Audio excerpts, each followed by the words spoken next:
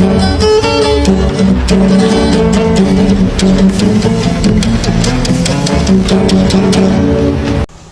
magandang araw po sa inyong lahat, mga minamahal kong mga kababayan. Muli, nandito na naman po yung lingkod, Epifanio Labrador, dito po sa ating programang Reaction Mo, Birada po.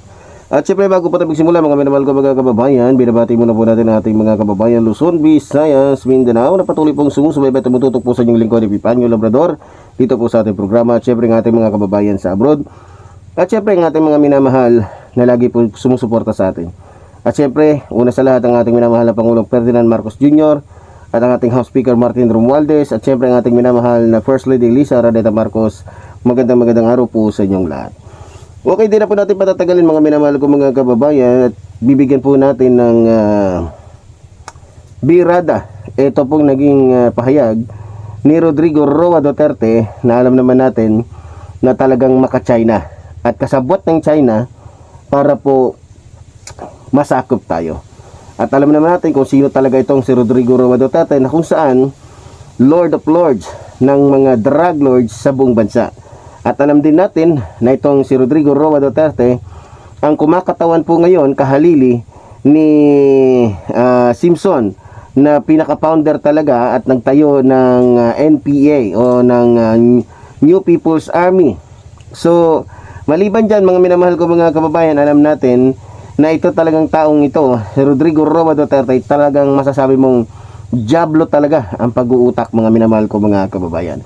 So para hindi na po magtagal mga minamahal ko mga kababayan, ito po pakinggan natin ang sinasabi po ng isang taong mala-diablo ang kaisipan. Mga kababayan, ipagpatuloy natin ang suporta kay Senator Marcoleta. Tawagin ko na lang senator. Gusto ko siya talagang maging senador. Tulungan natin siya, mabait, matalino, integrity. It's very important. Pati may mas bright sa akin yun. Sa totoo lang. Mabuhay. Marcoleta, iboto ninyo. So yun mga minamahal ko mga kababayan, ano. So niloloko pa niya yung kanyang sarili. Sabi niya mas magaling daw sa kanya, mas matalino daw sa kanya ngayon kasi wala na siyang kapangyarihan eh. Pero noong mga panahon na siya ay tumatakbo pa bilang isang siya ay presidente pa, walang ibang mas magaling kung hindi siya. Walang ibang matalino kundi siya. Kasi nasa kanya ang lahat. Nasa kanya ang pinakamataas na kapangyarihan. So, sabi niya, mabait daw, matalino si Marcoleta. Anong kinabait at ano ang ikinatalino ni Marcoleta? Nasamantalang kung matalino talaga si Marcoleta, edi sana nasa panig siya ng mga congressman na kung saan ay humahabol, nagpapanagot sa mga taong umabuso sa panahon na siya pa ang Pangulo ng ating bansa. So paano nasabi ni Rodrigo Roa Duterte na mabait at matalino? Kung matalino, doon na lang tayo sa matalino. Huwag na lang tayo doon sa mabait kasi wala namang mabait na iglesia ni Manalo. Alam naman natin yan. Huwag na tayong maglokohan. Basta iglesia ni Manalo, bait-baitan, pwede. Pero pag sinabi talagang natural na pagkamabait, wala. Basta membro ng iglesia ni Manalo na diablo, wala yan. Kuyog nga yung mga yan eh. Parang ang fraternity yung mga yan. Makarinig lang na kung ano-ano. Pagbabantaan ka, papatayin ka, ganito, ganyan, etc. etc. So, para sa akin, malabo yun pagdating doon sa mabait. Dito tayo sa sabihin niyang, doon sa sinasabi niyang matalino.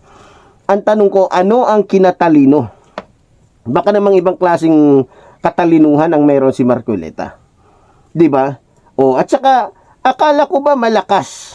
Akala ko ba maimpluwensya ang iglesia ni Manalo? Bakit kailangan pa na manawagan ka, Rodrigo Roa Duterte, para tulungan si Marcoleta? Akala ko ba maimpluwensya na? Di ba humihingi nga kayo, kayong mga sakim sa pera at kapangyarihan ng tulong sa iglesia ni Manalo? Para lamang mailagay kayo, mailuklok kayo, na kung saan nagbibigay kayo ng iba't ibang mga kumbaga, pananalapi. Nagbibigay kayo ng iba't ibang mga pangako na pag kayo ang nanalo ganito, ito bibigay kong pabor sa inyo. 'Di ba? So mga kababayan ko, sa oras na ito, sa totoo lang, maraming natawa dito po sa bidyong ito na pinalabas po ni Rodrigo Roa Duterte. Kasi biruin mo ba naman, 'di ba? So humihingi siya ng suporta. Humihingi siya ng suporta kanino? Sa mga taong bukas na ang kaisipan, sa mga taong mulat na ang kaisipan sa katotohanan, mukhang malabo. Isa lang ang masasabi ko, tanga at walang kaalam-alam na lang sigurong Pilipino ang boboto dito kay Marcoleta. Alam nyo mga minamahal ko mga kababayan, sa mga hindi nakakaalam, itong congressman na to ay napaka-abusado po. At involved itong si Marcoleta sa iba't ibang masasamang mga aktibidad, kagaya na lamang ng illegal logging, kagaya na lamang ng pagpapakalat ng shabu sa mismong kanyang distrito. Kaya nga po hindi basta-basta na dahil dyan po kinukuha ni Marcoleta yung kanyang pinambabayad sa mga taong gusto niyang bayaran. Anong kinabait doon? At alam nyo ba, na itong si Marcoleta ay kasama sa triad ni Rodrigo Roa Duterte, sa malamapyang triad na pinangungunahan o pinamumunuan ni Rodrigo Roa Duterte. Anong kinabuti doon? Paano nasabi ni Rodrigo Roa Duterte na mabait? Teka. Siyempre hindi naman sasabihin talaga ni Rodrigo Roa Duterte na masama. Kasi nga naman, sino ang buboto sa isang taong masama? Natural, lahat ng pagpapapogi, lahat ng pagpapaganda, lahat ng pagpapabango, sasabihin niya.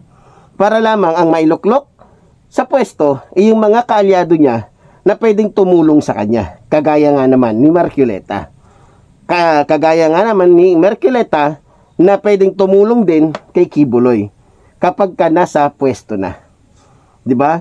So, alam ko kaya todo sip-sip si Duterte kay Marcoleta para iboto din sila ng mga iglesia ni Manalo na naghahari-harian dito sa ating bansa. So, nakakatawa, mga minamahal ko mga kababayan. Pero kung ako po ang inyong tatanungin, lahat kayong mga Katoliko, lahat ng mga hindi iglesia ni Manalo na diablo, magtulungan kayo.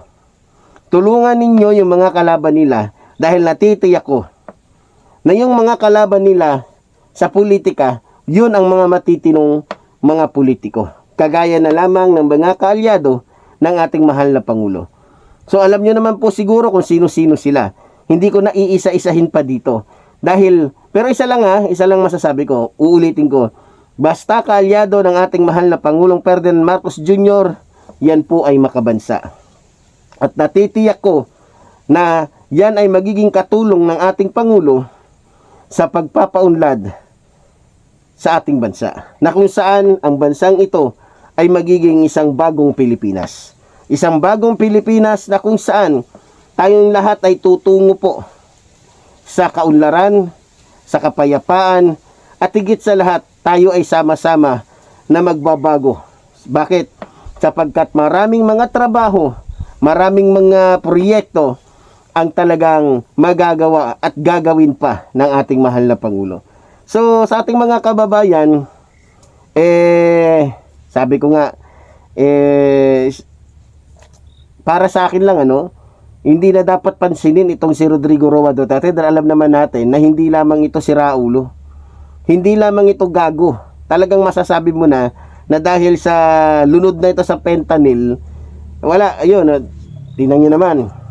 Sino maniniwala? Sabi niya, out na ako, hindi na ako, ayoko na sa politika. Pero tignan nyo naman, sumisiksik sa politika. Sumisiksik sa politika. Retiro na daw siya, ayaw na daw niya. Pero tignan nyo ngayon. So, yan ba yung mga taong dapat natin pagkatiwalaan na kung saan kung titignan ninyo, walang isang salita. So, dapat natin pagkatiwalaan mga minamahal ko mga kababayan, katulad po ng ating minamahal na Pangulong Ferdinand Marcos Jr.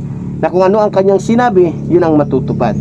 Ngayon mga minamahal ko mga kababayan, alam naman natin na lahat ng paninira din gagawin nila para lamang po masira ang ating mahal na Pangulo. Pero ganun pa man mga minamahal kong mga kababayan, kahit anong paninira nila, hindi pa rin sila magwawagi sapagkat ang mga Pilipino ay bukas na ang mga kaisipan. Alam nila ang tama't mali at alam nila ang tunay na nangyayari dito sa ating bansa.